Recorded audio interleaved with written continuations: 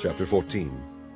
And it came to pass in Iconium that they went both together into the synagogue of the Jews, and so spake, that a great multitude both of the Jews and also of the Greeks believed. But the unbelieving Jews stirred up the Gentiles, and made their minds evil, affected against the brethren. Long time therefore abode they, speaking boldly in the Lord, which gave testimony unto the word of his grace, and granted signs and wonders to be done by their hands. But the multitude of the city was divided, and part held with the Jews, and part with the apostles.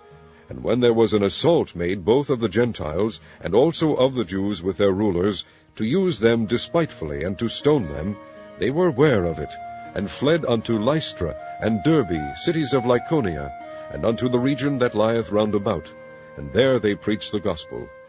And there sat a certain man at Lystra, impotent in his feet, being a cripple from his mother's womb, who never had walked. The same heard Paul speak, who steadfastly beholding him, and perceiving that he had faith to be healed, said with a loud voice, Stand upright on thy feet. And he leaped and walked. And when the people saw what Paul had done, they lifted up their voices, saying in the speech of Lycaonia, The gods are come down to us in the likeness of men. And they called Barnabas Jupiter, and Paul Mercurius, because he was the chief speaker. Then the priest of Jupiter, which was before their city, brought oxen and garlands unto the gates, and would have done sacrifice with the people, which when the apostles Barnabas and Paul heard of, they rent their clothes, and ran in among the people, crying out and saying, Sirs, why do ye these things? We also are men of like passions with you, and preach unto you that ye should turn from these vanities unto the living God, which made heaven and earth, and the sea, and all things that are therein, who in times past suffered all nations to walk in their own ways.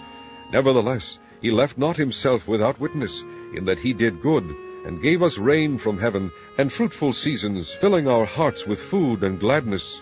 And with these sayings scarce restrained they the people, that they had not done sacrifice unto them. And there came thither certain Jews from Antioch and Iconium, who persuaded the people, and having stoned Paul, drew him out of the city, supposing he had been dead. Howbeit, as the disciples stood round about him, he rose up and came into the city, and the next day he departed with Barnabas to Derbe. And when they had preached the gospel to that city, and had taught many, they returned again to Lystra, and to Iconium, and to Antioch, confirming the souls of the disciples, and exhorting them to continue in the faith, and that we must through much tribulation enter into the kingdom of God. And when they had ordained them elders in every church, and had prayed with fasting, they commended them to the Lord, on whom they believed. And after that they had passed through Pisidia, they came to Pamphylia. And when they had preached the word in Perga, they went down to Attalia, and thence sailed to Antioch, from whence they had been recommended to the grace of God, for the work which they fulfilled.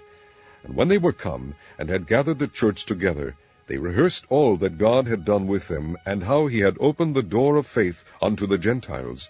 And there they abode long time with the disciples.